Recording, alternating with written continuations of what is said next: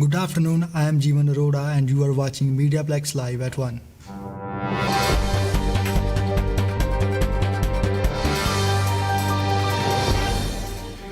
Government of Ontario provides significant financial support to the arts sector. Government of Ontario will invest $25 million in 140 art organizations so they can survive this pandemic. Art Gallery of Windsor will get over $200,000 as a financial support. Despite COVID, the arts in Windsor are alive and well. Albert Sharp has a story. The stage is set for Windsor Feminist Theatre to premiere their latest piece. Letters to Grace is a play based on the book Amazing Grace by Marty Gervais. It is a series of monologues covering letters from nurses to Grace Hospital during World War II. According to lead actress Kiana Porter, this production is not one to be missed. Well, this one is a wonderful story. And because it's a true story, I feel like it's kind of a little bit more heartfelt just because you get to actually see what these nurses went through and you get to learn about the tight-knit community.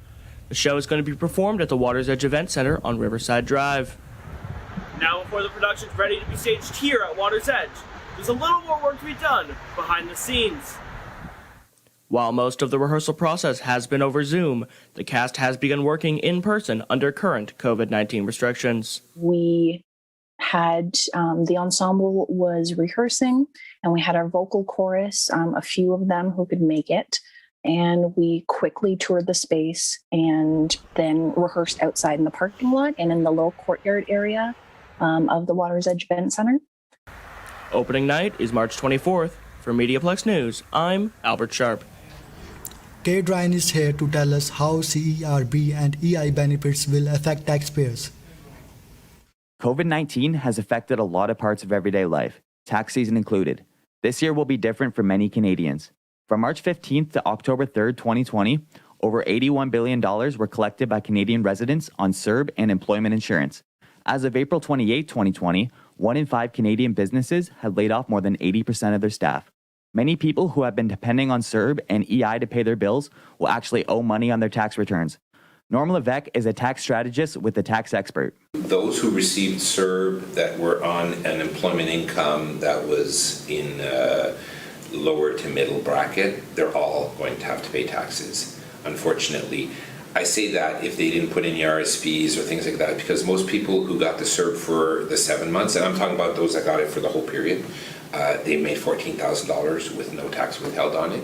So if they made 20 at their work, they're already in a tax bracket of at least 13%, which means now on 14,000 you pay 13%, that's a $1,500 bill.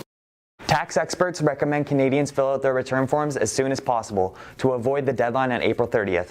For MediaPlex News, I'm Cade Ryan. There are many stresses in our life and Tristan Zuderwin is here with some tips to help us cope. At some point in their lives, nearly 30% of adults are affected by some form of anxiety disorder. This, however, is not the same as generalized anxiety. Nearly every person on the planet has experienced moments of anxiety. Realizing you forgot to study for that math test, noticing your phone is on 1% battery, the never-ending cycle of wondering if you remembered where you left your keys. Normal anxiety like this relates to a specific situation and only lasts as long as the problem does, a proportional level of panic that is realistic in comparison to the issue. Anxiety disorders aren't as simple. When faced with a situation or problem, those afflicted by an anxiety disorder are prone to respond much stronger than expected to the stress. Even after the issue is resolved, doubt and worry may linger for a long time. Feelings of anxiety may come up for no reason at random times and, despite there being no conflict, it can feel impossible to manage. Much of the anxiety that arises from these disorders may be unrealistic, like an overwhelming fear of a situation that will probably never occur. Whether you're facing a poor report card or an endless chain of what-ifs, it is important to learn to manage anxiety in whatever way works for you. I'm Tristan Zuderwien. Now turning to our 3-day weather forecast. Tuesday will be mostly sunny with the high of 2. Wednesday you can expect rain and flurries with the high of 11. And Thursday will be sunny with the high of 1. Spring is starting to feel like it is just around the corner and for us here at the college, March break is in the sight. Thanks for tuning in. I am Jeevan Arora and you have been watching MediaPlex Live at 1.